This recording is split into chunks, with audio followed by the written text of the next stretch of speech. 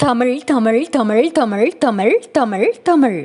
என்னடா காணொளியை திறந்தவுடன் தமிழ் தமிழ் தமிழ் என்று வேகமாக உளறுகிறாளே என்று பார்க்கிறீர்களா? ஒன்றுமில்லை நண்பர்களே, தமிழ் தமிழ் தமிழ் என்று வேகமாக அடுக்கிக்கொண்டே கூறினால் அமிழ்து என்று காதில் ஒலிக்குமாம். நீங்களும் கூறி பாருங்களேன். உலகத்தில் உள்ள அனைத்து மொழிகளிலும் தமிழ் மொழிக்கு மட்டுமே இத்தகைய சிறப்பு உண்டு.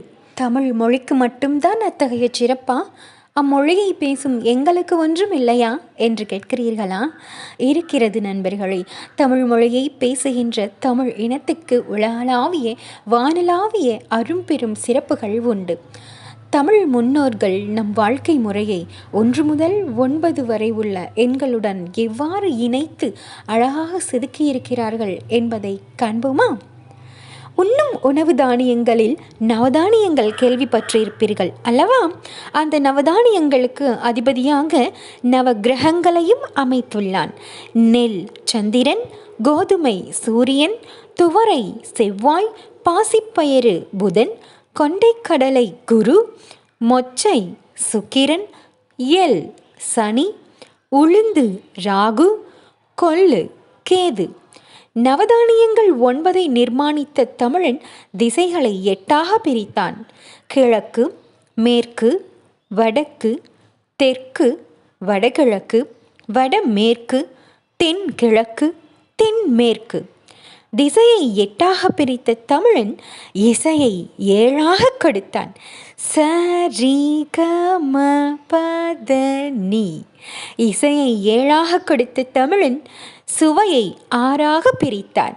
ஆம் நண்பர்களே, இனிப்பு, கசப்பு, கார்ப்பு, புளிப்பு, உவர்ப்பு, துவர்ப்பு.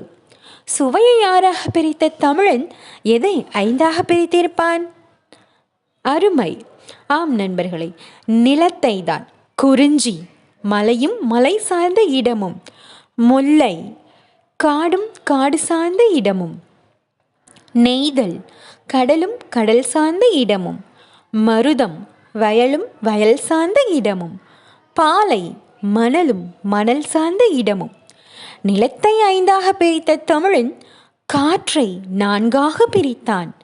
கிழக்கில் இருந்து வீசும் காற்று கொண்டல் காற்று எனவும், தெற்கிலிருந்து வீசும் காற்று தென்றல் காற்று எனவும், மேற்கிலிருந்து வீசும் காற்று கோடை காற்று எனவும், வடக்கிலிருந்து வீசும் காற்று வாடை காற்று எனவும் பிரித்தான்.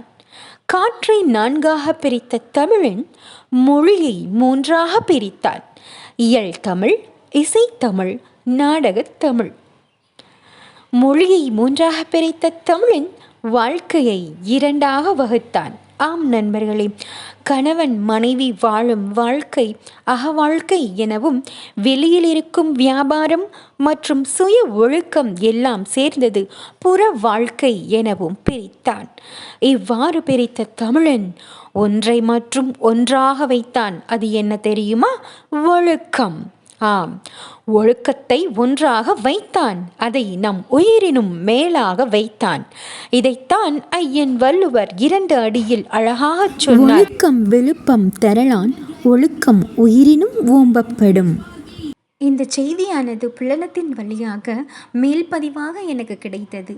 படித்ததும் மிகவும் அருமையாக உணர்ந்தேன். ஆகவே இதை காணொளியாக பதிவிட்டுள்ளேன். நன்றி, வணக்கம்.